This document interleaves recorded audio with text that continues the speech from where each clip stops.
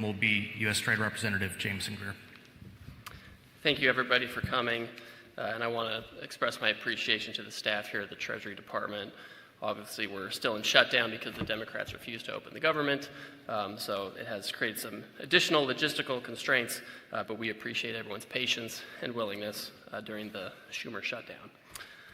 With respect to the matter at hand, last Wednesday evening, China announced a sweeping expansion of its export controls on rare earth elements and rare earth processing equipment, as well as technologies related to batteries, vehicles, industrial diamonds, and super hard materials.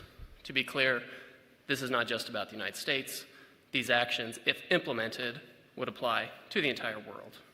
China's announcement is nothing more than a global supply chain power grab. While China has taken a number of retaliatory trade actions against the United States, Europe, Canada, Australia, and others in recent years, this move is not proportional retaliation. It is an exercise in economic coercion on every country in the world. At its core, China's new measures include a rule saying that any product of which more than 0.1% of minerals consist of minerals mined or processed in China, one must seek approval from the Chinese government before trading it. Since many important semiconductors, for example, have these critical minerals, and semiconductors are in nearly everything, this rule gives China control over basically the entire global economy and the technology supply chain. This will impact artificial intelligence systems and high-tech products, but even regular consumer items like cars, smartphones, and potentially even household appliances could be affected. It would also apply to many items that are necessary for defense purposes. And again, it covers the whole world.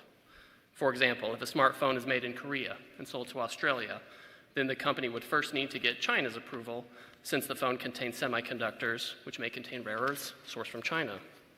Or if a car is built in America and sold in Mexico, you would need to seek approval from China before making the sale because of the chips in the car. Obviously, neither we nor our allies are going to go along with that kind of system. Many are suggesting that China's action is simply posturing for leverage in negotiations with the United States. While that may be one element of China's approach, it's obvious that these controls are part of a broader plan by China to control the world's supply chains. And these controls are wildly out of proportion to any targeted actions by the United States or its allies over the past few months. Others have suggested that the United States has violated a non-existent agreement with the Chinese regarding export controls or the implementation of measures. This is a false narrative deployed to justify these broad and unacceptable Chinese actions. There is, in fact, a published agreement between the United States and China from earlier this year that the U.S. and China would suspend tariffs of over 100% on each other. China further agreed to effectively suspend elements of its rare earths export control regime by expeditiously approving licenses for U.S. companies seeking rare earths. Both countries agreed to this pause on tariffs and rare earth measures for 90 days while we pursued further negotiations, which have gone on quite successfully for the past 6 months. And there is a published agreement about this on official U.S. government and Chinese websites. This is the Geneva Agreement. It's not a secret. It's out there. It's published. We keep our tariffs low. They keep the rare earths flowing. We have not imposed our reciprocal tariffs on the Chinese since that time, but now the Chinese have expanded their rare earth controls. We have complied. They have not.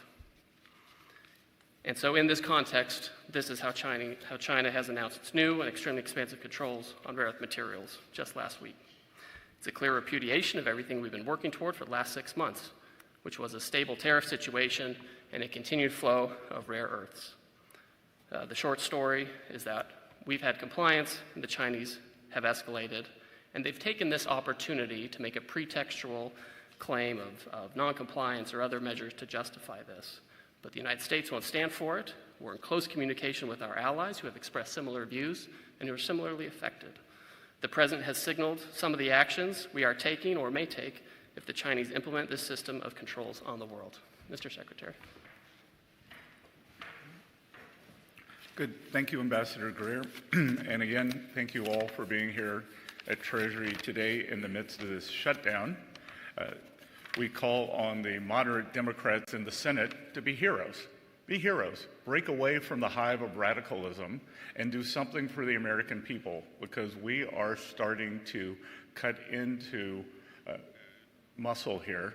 We believe that the shutdown may start costing the U.S. economy up to $15 billion a day, and this is a decision the Democrats are making. And one of the reasons that they are not being held to task is because the mainstream media is not coming at them the way they would have if the Republicans were willing to keep the government closed. It is a very simple decision. Mike Johnson passed a clean CR. Leader Thune has the clean CR. 3 Democrats have voted for it, and right here, right now, I am calling for the moderate Democrats to be heroes, and reopen the government for the American people. So with that, I want to say thank you. Good morning to all of you. It's a shame we can't have more people here, but I believe that the Democrats will come to their senses soon. Maybe it's after this no kings thing, but no kings equal no paychecks. Before we start on Q&A, I'd like to make a few points on China. As the President said, we want to help China, not hurt it. If some in the Chinese government want to slow down the global economy through disappointing actions and through economic coercion, the Chinese economy will be hurt the most. And make no mistake, this is China versus the world. They have put these unacceptable export controls on the entire world. China is a command and control economy, and we and our allies will neither be commanded nor controlled. They are a state economy, and we are not going to let a group of bureaucrats in Beijing try to manage the global supply chains. As Ambassador Greer said, we had a document and an agreement in Geneva, and magnets were flowing quite well.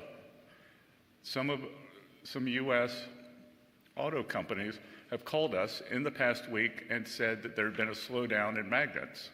So when we asked the Chinese about this, they said, oh, it probably had something to do with the holiday. So they can't be trusted with the global supply chain. Had something to do with the holiday. Moreover, this should be a clear sign to our allies that we must work together, and work together we will. There will be a series of meetings this week during World Bank IMF Week, and we are all aligned.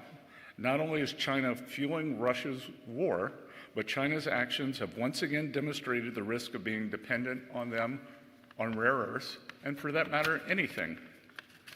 If China wants to be an unreliable partner to the world, then the world will have to decouple. The world does not want to decouple. We want to de-risk. But signals like this are signs of decoupling, which we don't believe China wants. And again, we do not want to decouple. We should work together to de-risk and diversify our supply chains away from China as quickly as possible.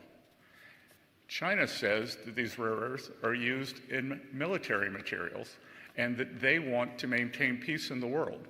Again, it is the purchase of Russian oil by China that fuels the Russian war machine. China buys 60%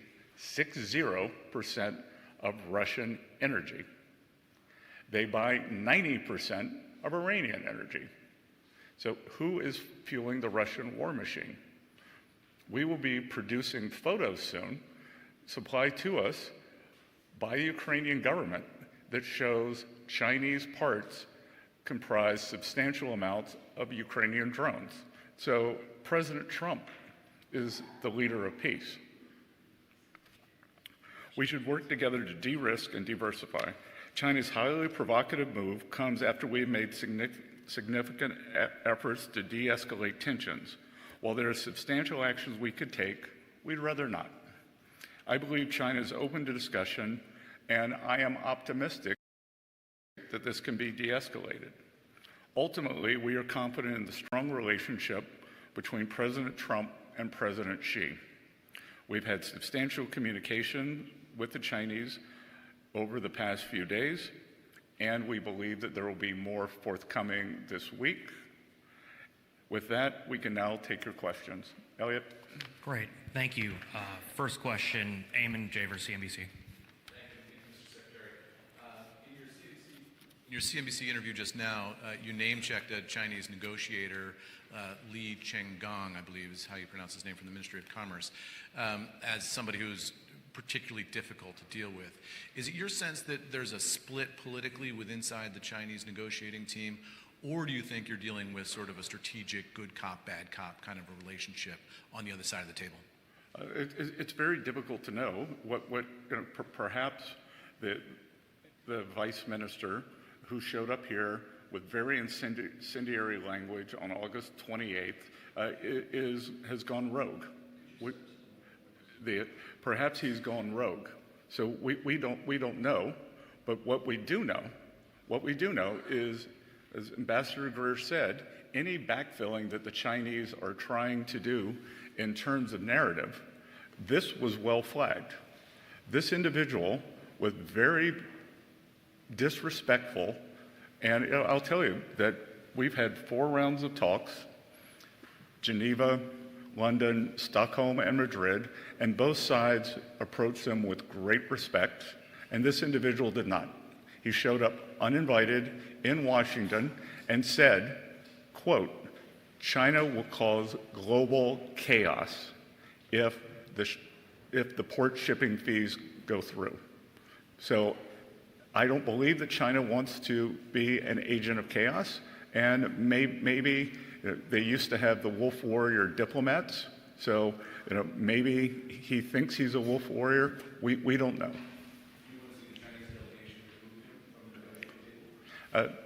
That's up to them. Thank you. Next question will go to Christine with NBC.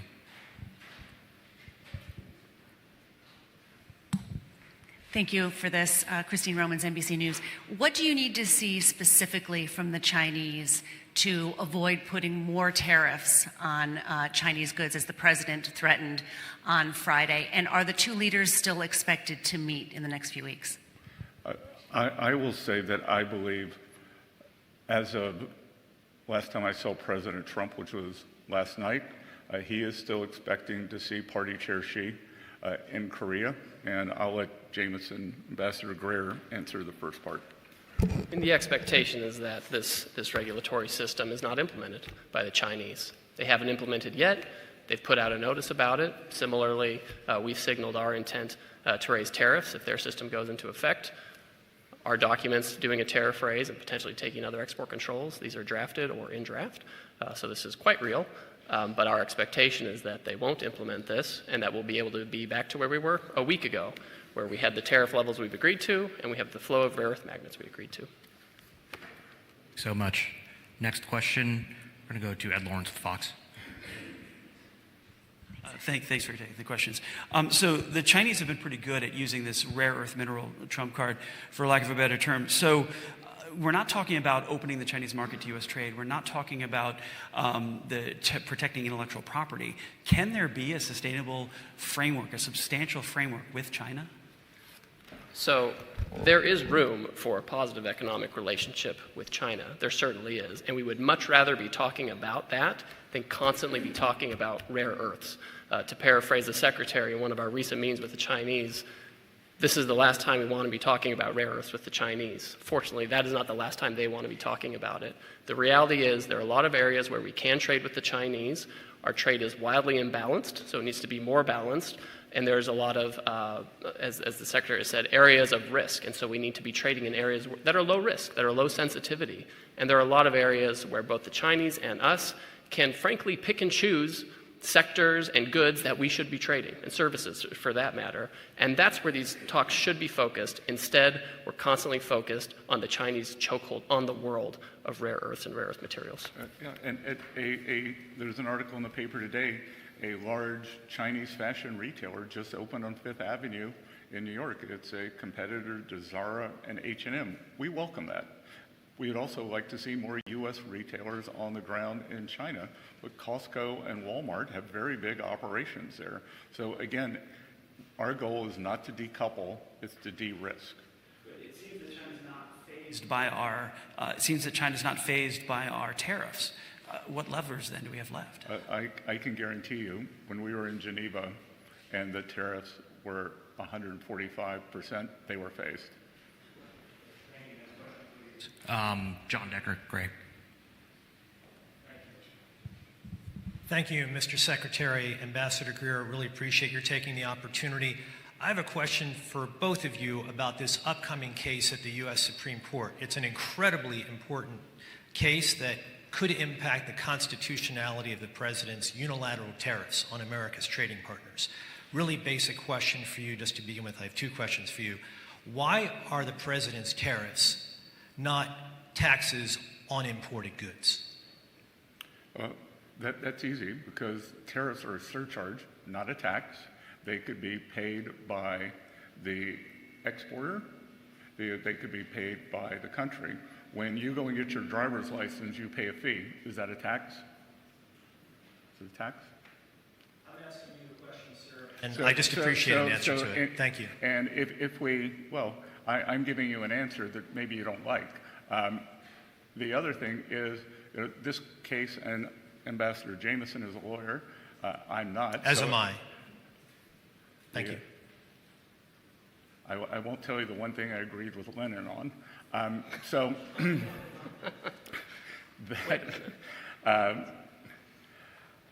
I think that we see with this Chinese provocation why it is very important for the president to have emergency powers to implement tariffs, because he needs to be able to use this to push back against this Chinese overreach against the world. So if it was not clear to anyone on the court before last week that the president needs emergency powers to protect the American people and the American economy, then it should be abundantly clear now.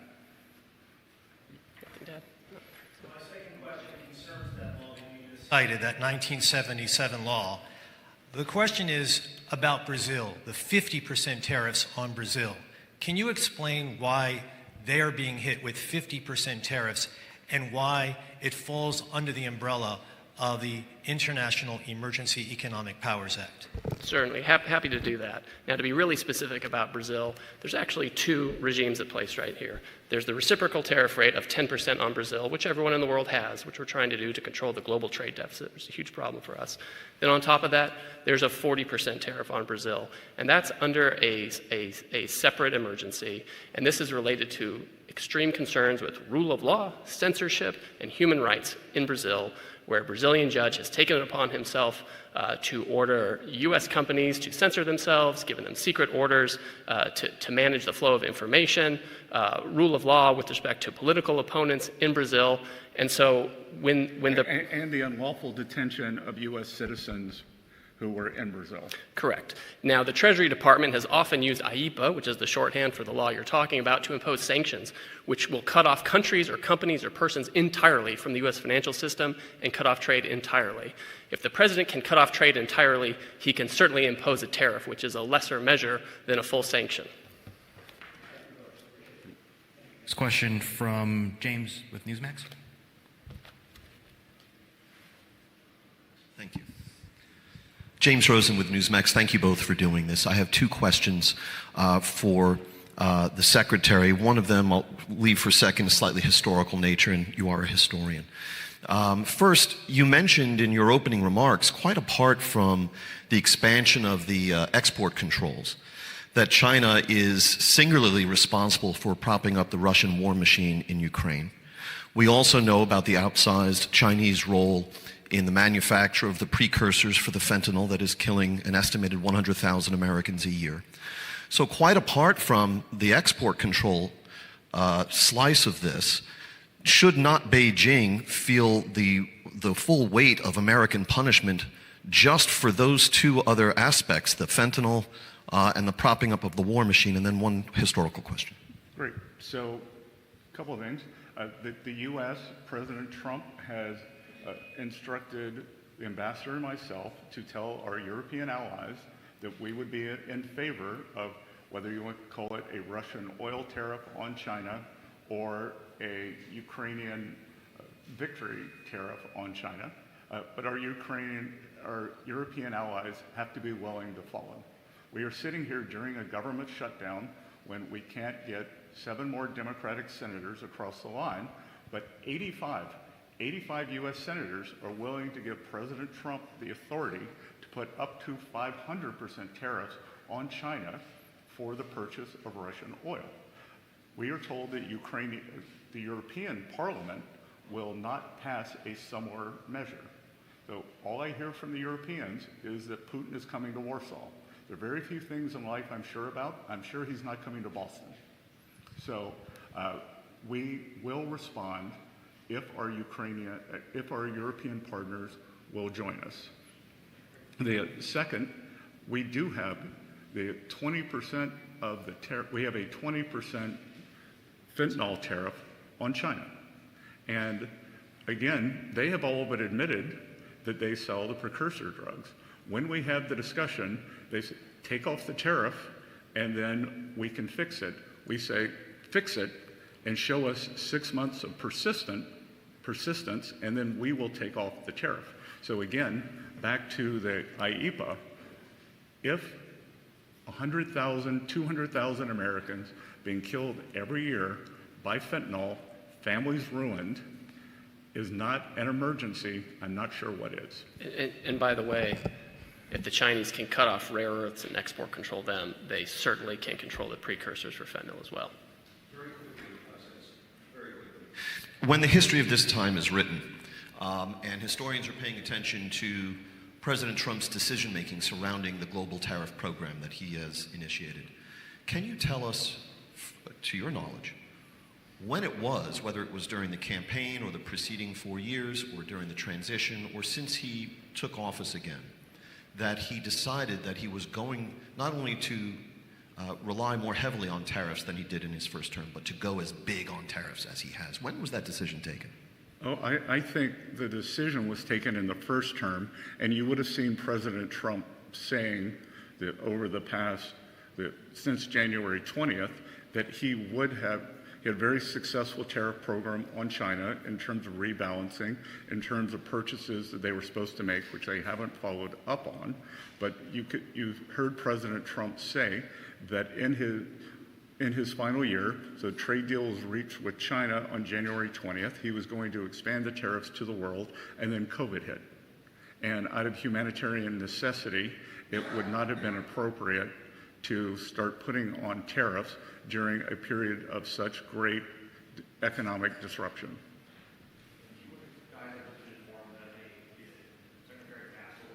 Meeting immediately after this, so we have time for one question. I'm going to go to the print folks in the back.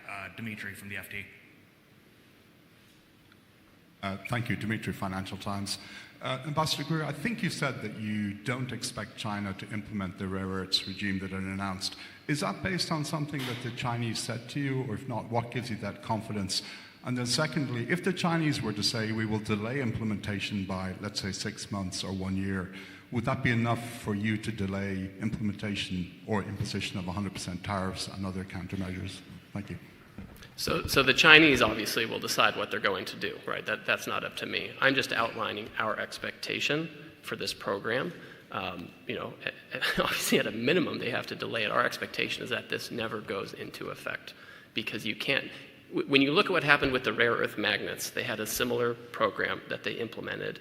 And that program, the result was that they couldn't implement it. They didn't have enough people to organize it. Separate and apart from it being just wrong entirely, they actually couldn't implement it. And it took months and months to get the flow of magnets to something that was barely tolerable, right?